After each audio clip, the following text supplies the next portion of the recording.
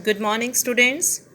Student worksheet 2 we have completed. That was related to your inverse variation, and in evening I have sent the solutions also. So I think all have completed now worksheet 2. So now we are coming on the last worksheet before your summer break. That is related to the mixture of your direct variation and inverse variation. Here few of the sentences are given based on time and work, time and distance. Time and work, time and distance. Okay. तो over here you have to write read and understand. इसको अच्छे से read करना है और understand करना है, क्योंकि आपको जब बेटे क्वेश्चन समझ में आ जाएगा या आपको स्टेटमेंट जब क्लियर हो जाएगी, and when you came to know कि क्वेश्चन इज ऑफ डायरेक्ट और ऑफ इनवर्स, ठीक है, then such type of statement very easily you can understand in questions also, right. So one by one I am reading the question, I am reading this statement. One example also I'll give to you and try to understand, because one or two sentences will come in your exam also from these lines. So that's why I have written read and understand, and this is very important concepts. Okay आपको बेटे समझ में आना चाहिए कि वो इस sentence में क्यों कह रहा है कि वो डायरेक्टली वेरी करता है या इनवर्सली वेरी करता है. Amount of work done by a person, एक पर्सन जितना वर्क कर रहा है वो डायरेक्टली वेरी करता है विद द टाइम टेकन. देखो सपोज मैंने आपको एक बुक रीड करने को दी, वो आपका वर्क हो गया, ठीक है, और आपको दिन दिए मैंने सपोज 10 डेज, ठीक है, तो आप 1 डे में कितना पढ़ोगे. सपोज उस बुक में 200 पेजेस हैं, तो आप उस 200 पेजेस को डिवाइड कर लोगे 10 डेज में, ठीक है. तो amount of work done by a person very directly with the time taken. आप 1 डे में कम वर्क करोगे यानी कम पेजेस रीड करोगे, जब 2 डेज हो जाएंगे तो और ज़्यादा रीड हो जाएंगे, जब 3 डेज हो जाएंगे तो और ज़्यादा रीड हो जाएंगे. तो as number of days increasing, work भी वैसे ही इंक्रीज हो रहा है, ठीक है ना. तो amount of work done by a person varies directly with the time taken. Clear this thing. Come to the second, number of person performing a particular work varies inversely with the time taken by them. अब बेटे ये number of person और time taken, suppose हमने अपने घर में white wash करवानी है, ठीक है, और हमने 2 पर्सन अपॉइंट किए, देन दे हैव डिसाइडेड कि 10 डेज में वो वाइट वॉश कर देंगे. Number of persons are 2 and the time taken by is 10, ठीक है, 10 डेज. अब वही वर्क आपको 5 डेज में कंप्लीट चाहिए, यानी अपने घर की वाइट वॉश आपको 5 डेज में चाहिए. तो आप क्या करोगे बेटे, आप यहाँ से टाइम रिड्यूस कर रहे हो ना, पहले 10 डेज दिए, अब आपने कहा कि 5 डेज हैं, ठीक है. तो क्या करना पड़ेगा, आपको नंबर ऑफ पर्सनस इंक्रीज करने पड़ेंगे. यहाँ आप टाइम उनके लिए रिड्यूस कर रहे हो, पर यहाँ नंबर ऑफ पर्सनस आपको इंक्रीज करने पड़ेंगे. सो this is a case of inversely variation. जब एक क्वांटिटी इंक्रीज करते ही दूसरी क्वांटिटी डिक्रीज होना शुरू हो जाती है. So this is varies inversely. Third statement is speed of a moving body and distance travelled by it in a particular time very directly. Speed और डिस्टेंस की बात हो रही है बेटा. स्पीड अगर 50 किलोमीटर है तो आप suppose 50 kilometre distance cover, 50 kilometre per our है, तो सपोज़ आप 50 किलोमीटर डिस्टेंस कवर कर रहे हो. स्पीड कम होगी तो कम डिस्टेंस ट्रेवल होगा, ठीक है. स्पीड ज़्यादा होगी तो ज़्यादा डिस्टेंस ट्रेवल होगा, ठीक है जी.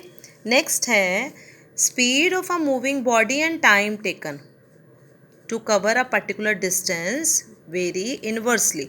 अब बेटे हमने कहा ये पर्टिकुलर डिस्टेंस जो है ना, ये आपका घर से स्कूल या स्कूल से घर का डिस्टेंस है, पर्टिकुलर है. सपोज़ अकॉर्डिंगली आप विलेज में हो तो 2 किलोमीटर है, 3 किलोमीटर है, ये 5 किलोमीटर है, ठीक है जी.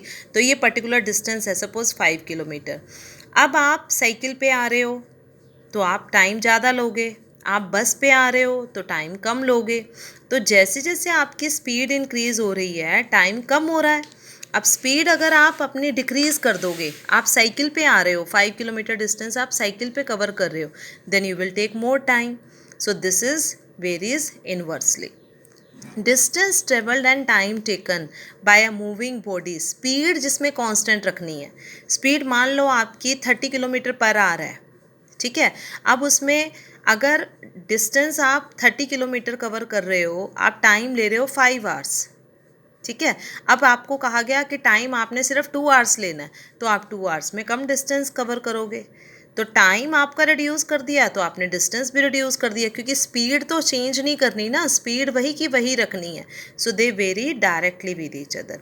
तो ये बेटे 4-5 स्टेटमेंट्स हैं जिनको आपने विद एग्जाम्पल अंडरस्टैंड करना है, ठीक है। And now you have to solve last worksheet 3, that is you can say a mixture of directly and inversely. अब बेटे इसमें से आपको खुद डायरेक्टली और इनवर्सली की स्टेटमेंट्स फाइंड आउट करनी है, ठीक है बेटा जी। तो Ramit can finish his work in 25 days. अब कोई रमित सेकंड पर्सन नहीं है, आप सभी रमित हैं। आपने किसी वर्क को फिनिश किया 25 डेज में, कैसे? Working 8 hours a day. एक दिन में आप 8 घंटे काम कर रहे थे और आपने उस वर्क को 25 डेज में कंप्लीट किया। सपोज़ मैंने आपको एक बुक रीड करने को दी और आपने उसको 8 घंटे डेली पढ़ना है, तो आप वो बुक 25 डेज में कंप्लीट कर रहे हो, ठीक है। If he wants to finish the same book in 20 days. अब जो बुक मैंने आपको 25 डेज में पढ़ने को दी, अब वही 20 डेज में आपको फिनिश करनी है, तो आप क्या करोगे? पहले 8 आवर्स एक दिन में पढ़ रहे थे, अब और ज़्यादा पढ़ने लग जाओगे। मैंने यहाँ क्या किया? नंबर ऑफ डेज रिड्यूस कर दिए, तो हमें नंबर ऑफ आवर्स जो है वो इंक्रीज करने पड़ेंगे। तो this is a case of inverse variation. And how we have to do this? Number of days 25 थे, नंबर ऑफ आवर्स 8 लिए जा रहे थे। अब नंबर ऑफ डेज रिड्यूस हो गए 20, तो फिर number of hours find out करने हैं, तो हमें नंबर ऑफ आवर्स इंक्रीज करने पड़ेंगे ना, तभी हम बुक कम दिनों में ख़त्म कर पाएंगे। सो this is a case of inverse variation. और फॉर्मूला लगाया और वैल्यू आ जाएगी बेटा, ठीक है। यानी आपको मैंने बताया ना बेटे, इस चैप्टर में आपने करना क्या है, बस क्वेश्चन को समझना है। Second, Udit can complete his work in 10 days, ठीक है। अब इसमें भी मैंने आपको कहा कि आपका वर्क है बुक को रीड करना, और आप उस बुक को, यानी वो जो वर्क है वो 1 वर्क है, और 10 डेज में आप उस बुक को ख़त्म कर रहे हो। तो what amount of work will be completed in 8 days? तो क्या 8 डेज में वो पूछ रहा है कितना वर्क हो जाएगा। यानी अगर मैंने कहा आपका वर्क जो है वो बुक रीड का है, तो 10 डेज में अगर आप अपनी एक बुक ख़त्म कर देते हो, तो 8 डेज में कितनी करोगे वो बताना है आपको, कम होगा ना, ठीक है। हमने कहा नंबर ऑफ डेज और वर्क डन। अगर नंबर ऑफ डेज हमें 10 मिले तो वर्क डन कितना था? 1। हमने कहा वर्क 1 था। अब नंबर ऑफ डेज अगर 8 है हमारे पास, तो वर्क डन कितना हो जाएगा? We have to find. So this is a case of direct variation, कि ज़्यादा दिन थे तो हम पूरा वर्क कंप्लीट कर सकते थे, अब कम दिनों में वो पूछ रहा है तो कितना वर्क होगा? कम ही होगा। So this is a case of direct variation. Ratio of 2 quantities is equal to constant, value डाली तो y की वैल्यू क्या आ गई? 8/10, दैट इज इक्वल टू 4/5, यानी 4/5 part of the work we can complete in 8 days, ठीक है बेटा जी। हाँ जी, अब उसके बाद बेटे आपको जब आप रीड करेंगे क्वेश्चन 3, 4, ये बेटे आप HW हैं आपके, यू हैव टू फाइंड कि ये डायरेक्ट वेरिएशन के हैं या इन्वर्स वेरिएशन के हैं। And now I am discussing question number 5 to question number 10 which is based on, पहले बेटे मैं आपको कंसेप्ट बता दूं, speed is equal to distance upon time. ये आपने साइंस में एक फॉर्मूला किया होगा, speed is equal to distance upon time. If distance is in metre, ये बेटे आपने लिखना है ज़रूर। अगर आपका डिस्टेंस मीटर में है और टाइम सेकेंड्स में है, तो स्पीड किस में हो जाएगी आपकी? मीटर पर सेकेंड में। यानी आप डिस्टेंस अगर मीटर में मेज़र कर रहे हो, टाइम अगर सेकेंड में मेज़र कर रहे हो, तो स्पीड किस में आएगी? मीटर पर सेकेंड में। और अगर डिस्टेंस किलोमीटर में मेज़र हो रहा है और टाइम आवर्स में मेज़र हो रहा है, तो स्पीड किस में आएगी? किलोमीटर पर आवर में। ये तो कॉमन सी बात है कि डिस्टेंस और टाइम अगर मीटर और सेकंड है तो स्पीड मीटर पर सेकंड है, डिस्टेंस और टाइम अगर किलोमीटर पर आवर है तो स्पीड किलोमीटर पर आवर है, ठीक है जी। अब इस कंसेप्ट को ध्यान में रखते हुए हम एक वो कर रहे हैं बेटे, कन्वर्जन इसको बोलते हैं, कि सपोज़ हमारे पास कोई स्पीड किलोमीटर पर आवर में है and we want to convert into metre per second. Kilometre per hour में है और हमें उसको किसी रीज़न से मीटर पर सेकंड में कन्वर्ट करना है। तो कैसे करेंगे? 1 किलोमीटर में कितने मीटर्स होते हैं? 1000। और 1 आवर में कितने सेकंड्स होते हैं? 3600। सॉल्व किया, 2 5 ज़ा 2 18 ज़ा, तो ये हमारे पास आ गया कि 1 kilometre is equal to 5/18 metre per second. ठीक है बेटा जी। अब ये तो हमें पता लग गया कि किलोमीटर पर आवर को जब हमने मीटर पर सेकंड में कन्वर्ट करना है तो 5/18 है।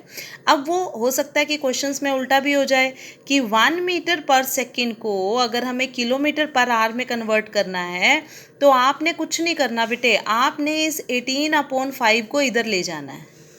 ठीक है, तो ये क्या बन जाएगा? 18/5 किलोमीटर पर आवर। दोबारा से देख लो कि अगर किलोमीटर पर आवर से आपने मीटर पर सेकंड में जाना है तो 5/18, और ये कहाँ से आया 5/18? 1000/3600 को सॉल्व करके।